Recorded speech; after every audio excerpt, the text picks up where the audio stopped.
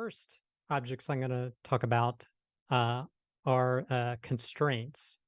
Now, I'll talk about constraints specifically, but this is any kind of way that you're constraining the data. So the most obvious way is using appropriate data types because those in and of itself constrain the data you put in.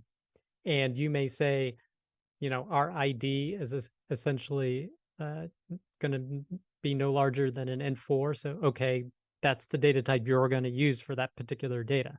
So that is kind of a business logic-y thing to do, Yeah. putting constraints, Because you on are your data. enforcing some rules. Not everything is a Exactly, string, kids. exactly, exactly. It's not like you're putting everything as a string. So you are putting some constraints on the data that you're putting in there. Right. But there are what like Postgres, which I'm going to focus on, actually talks about constraints. So there's null constraints. Do you want to put nulls in there or not? There are unique constraints. So that's clearly a business case of, hey, we shouldn't have, the form with the same field name, for example. Oh, here you go. Yeah. So those are unique constraints. There's also primary keys, which is a way to assure uniqueness as well as pull out data very quickly. There's also exclusion constraints. So exclusion constraints are great for, like, if you are trying to book a room and you have like a range data type, you can actually say, is this room available for these dates? So having that kind of logic in the database is so much easier to code than it is if you were to do it in your application. So it has that already built into Postgres, being able to handle that kind of exclusion constraint. And the other thing of what is typically known as constraint is basically check constraints. So you can say whether something should have a minimum value or maximum value or specific values. So if you have an ID you want to have be a capital letter and 9 digits, you can actually specify a check constraint to be that. So I would say all of this different class of constraints are a way that you're kind of putting some business logic into your data Yep. and into the database.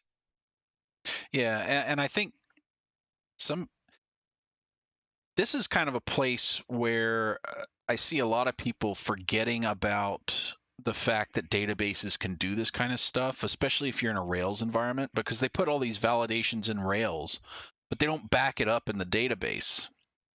Those kind of validations should be in both places. You want those things in your database layer because if you write an API that accesses that stuff and it happens to not go through that Rails model, well, now you can screw up your data because you don't have the rules in the database. And there's even Rails commands that bypasses, I think, they can bypass some of those validations. Yeah, like doing a delete instead of a destroy. Yeah. Now you can do all kinds of nasty things.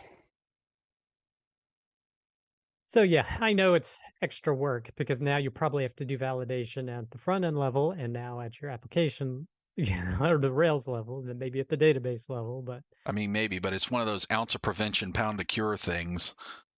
true. So, once you get up to a certain size and sophistication, then you're kind of, you're going to want to implement some of these constraints in the database as well. Yeah. So another area that's still kind of in the constraint field is foreign keys. So setting them up and defining your relationships of the data according to your business is important as well. So using foreign key constraints is another area to focus on. Yep. So another one is types. Now, databases handle this differently. I'm specifically going to be talking about Postgres types. So these are custom data types that you can create. Now, you could basically create any sequence of primitive types and stick them together, and that would be your own type. Like I've seen people do things like have an address type, which basically concatenates the address line fields and the city and the state and the zip. I think that may be pushing a little bit too far, Yeah. but it's there that you can use it if you find it beneficial. One thing I've seen it used for is basically you can create an enum type and have your different values in there, and then you create an enum using that data type that you just created in like a status field. So, like if you have 5 different statuses, you would create an enum type with those only those 5 statuses, and then you could use that status when you create your table. And it's got the kind of the validation of those types built in Right. stuff so that Those are the somebody only can't ones that can stuff go in there. something.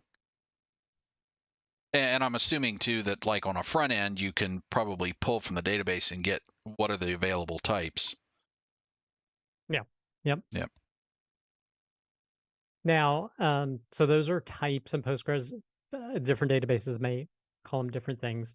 The other thing that Postgres has, it's a little bit, I don't like the name so much, but it is what it is called domains, which I consider it another custom data type.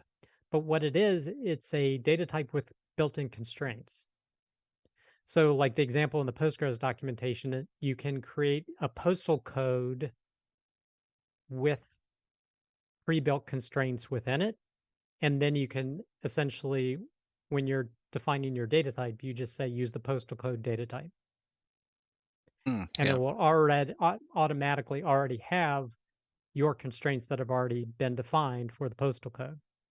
Now, back where I was talking about, if you have some sort of unique identifier that this needs to be um, 1 letter and 6 digits, well, you could define a domain that's called, the yo-yo ID or whatever, and it has those exact constraints. And now you could use that yo-yo ID data type in any other table in the whole system that you want. So again, this is kind of business logic that's applying some logic to how your data is laid out, but it's in very tied to the data. Yeah. So I think these are acceptable use cases for um, placing some of this logic in your database.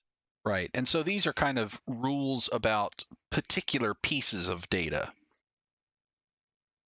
So it's not like rules about flow or user Yeah, no. interaction. This stuff you're talking about is rules about particular pieces of data. Yeah. Yeah. I think that's essential because again, it goes toward what the database does well, it keeps your data safe and consistent. Yeah. So those are the things that I think are kind of a no-brainer. Other people may disagree, but I think they're kind of a no-brainer for the database to do that sort of work. Yeah. The other area I thought about that is kind of a no-brainer is doing partitioning. Now, is this business logic? Not necessarily. Eh, not necessarily. But if you're going to do partitioning, whatever you do, don't put that logic in your application. Leave it to the database because it's And already built to separate the data into multiple tables that way.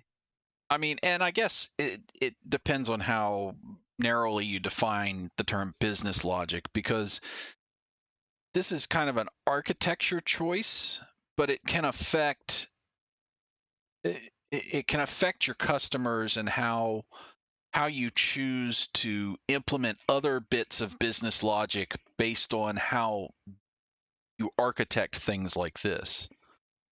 Yeah. I mean, like, for example, if you say this particular data, we are only going to store 1 year of, so that's a business decision. Well, partitioning is a great use case for that because you could say partition the data by day or by month. And then when that year rolls around, you can drop the table Yep. for that month that has then past a year or the day, or by day. So if you like this clip and want to watch another one, you can click right here. Or if you want to watch the full video, you can click here.